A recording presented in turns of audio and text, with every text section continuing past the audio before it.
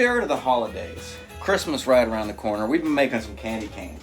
We made some last night. They came out pretty good. Now tonight, I got my assistant Alex here.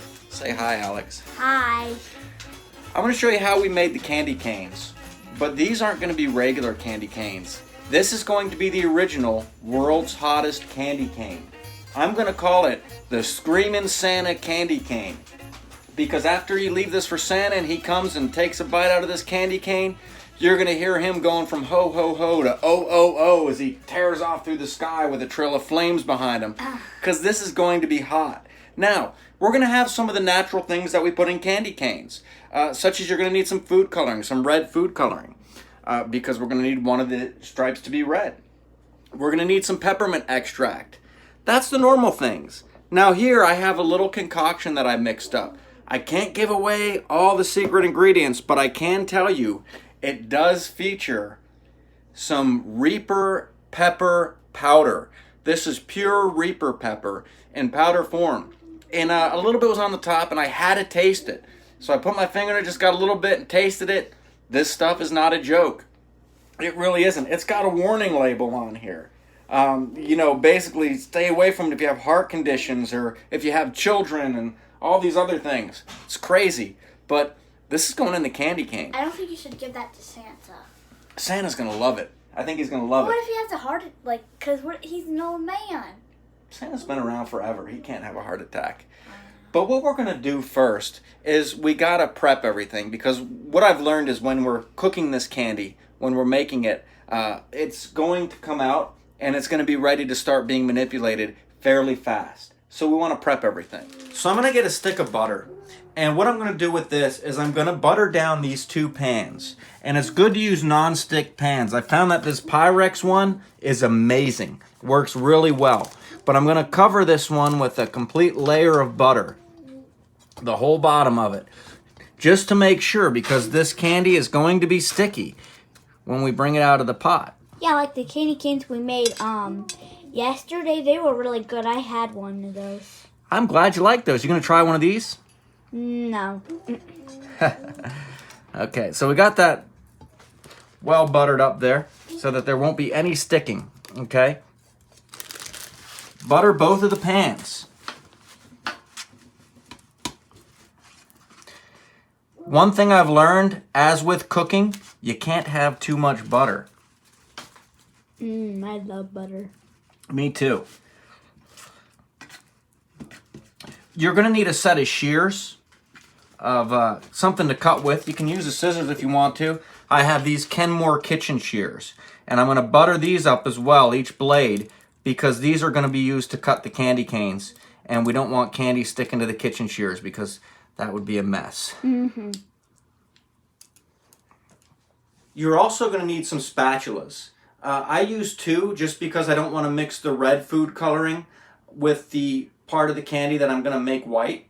But you want to butter up the spatulas. These are going to be used to kind of scoop the candy together and to kind of mix it around a little bit. And it's good too, I've learned, if you have a flat spatula like this. Because that way the butter doesn't get down in between the grooves. But unfortunately I only have one flat spatula, or I should say holeless spatula. I don't know what they're called. So we got our spatulas buttered up. Now we're going to start putting our concoction together. To mix our solution together, we're going to need a small pan. We're not going to need anything very big. We're going to put in there 1/4 cup of light corn syrup.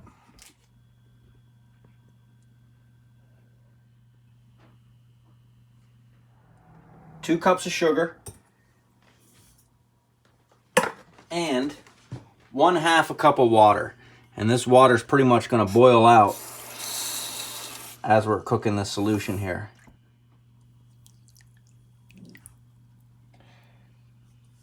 Okay, I'm going to have Alex mix that together with a fork. Okay. Gotta kind of hold the pot because you don't want it moving around everywhere. That is absolutely right, and you can mix it just like you did yesterday.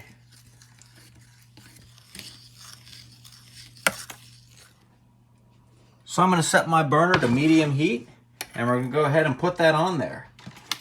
it's very important to monitor the temperature.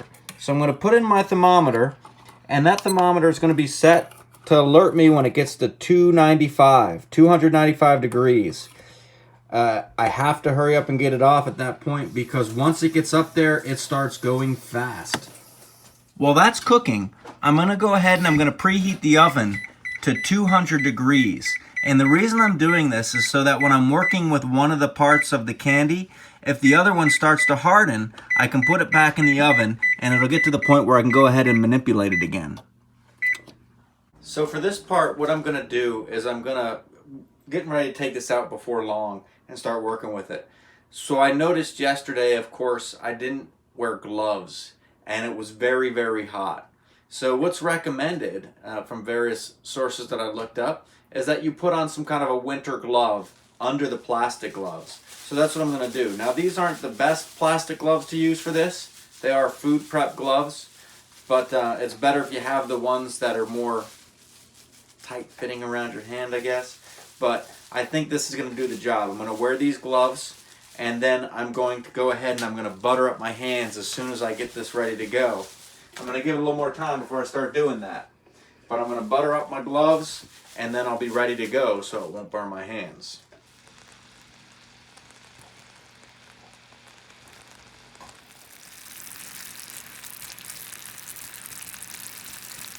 Okay, so the candy's at 290. So what I'm going to do at this point is I'm going to mix my ingredients in here and kind of give it a little bit of a stir. And that's where you would mix the spearmint and any other flavors that you might be having in there. Ooh, that smells good. Yes, it does. Don't get too close or it might clear out your sinuses. Okay, so. Oh, yeah. Yep, I'm going to pour half of this into here and half of it into here. Why is it not... I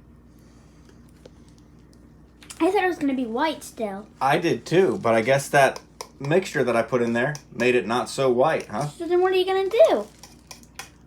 Well, we're still going to put in the red food coloring, and then we'll just go from there.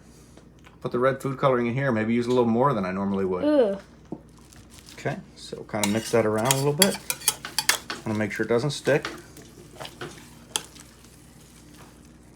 Yeah, let's make it a dark red. Yeah, it's working.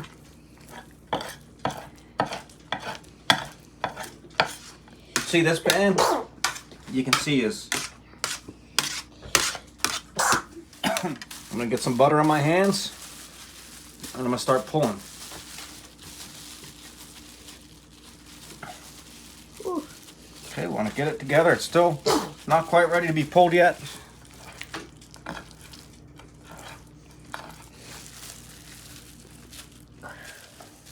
Really minty. Sure it is. Okay, we're gonna start pulling it a little bit. Maybe putting the ingredients in there while it was cooking wasn't a good idea. No. I'm gonna go ahead and see if I can pull this one a little bit.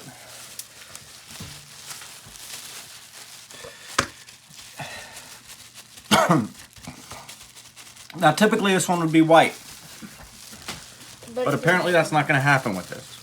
It's gonna be brown. Because of my ingredients.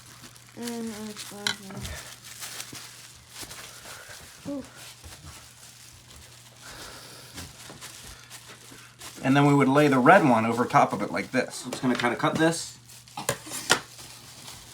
And this is where I'm going to start pulling it and giving it a slight twist.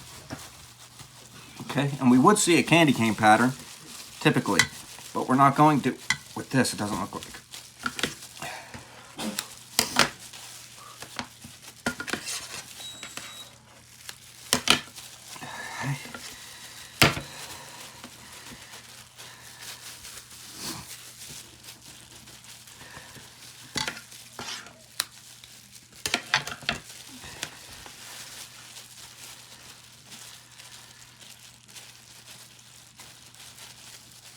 Now I think these are gonna be super spicy.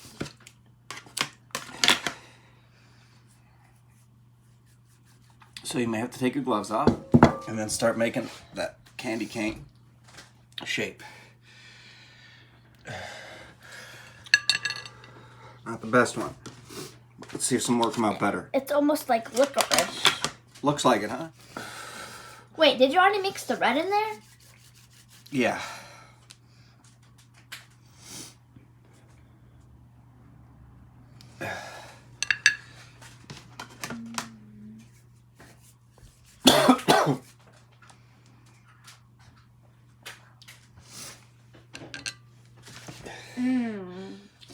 So they're certainly not the prettiest. Nah. Nothing's perfect. It's true, especially these candy canes. Now I gotta say, compared to last night, the shape of many of these candy canes came out better. But last night, we got the color a little better because we had the typical red and white candy canes. These look reminiscent of perhaps like a goose turd. But even though it seems like a lot went wrong, because I did experiment with this last night for the first time. When I took these out, put them on the pan, they were easy to manipulate and easy to twist, and it didn't stick to the pan and the spatulas like it did this time. So a little bit tougher this time. It could have been because I put the mixture in before I took it off the burner, right before I took it off the burner. But with all the powder, I didn't really want to risk putting it in after I took it out and not having it cook through fully. So I put it in there just before I took it off. That could have made a difference. I don't know. But the real test right here is going to be in the flavor of one of these candy canes. So I'm going to look for perhaps decent sized one. So I'm a little worried. That powder, as I tried it, it was hot. So let's see what this tastes like.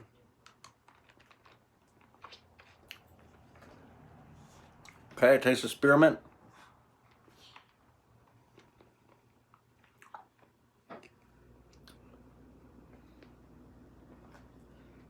And I taste hell.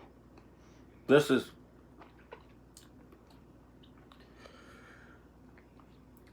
got some good flavor to it. I gotta say, it really does. But what's dangerous about it is the spearmint kind of already opens up. Seems to open up, I don't know, like makes it easier to breathe or something. And with that combo and the Reaper pepper, it just seems to make room for the Reaper pepper to really get into your taste buds and get ingrained in there. This is definitely the hottest candy cane on earth, and it is the original. I scoured Google and Amazon and did not find any, even a ghost pepper level candy cane, let alone a Reaper pepper candy cane. So here it is. I'll be giving out samples of these on Friday night. We'll see what people think of them.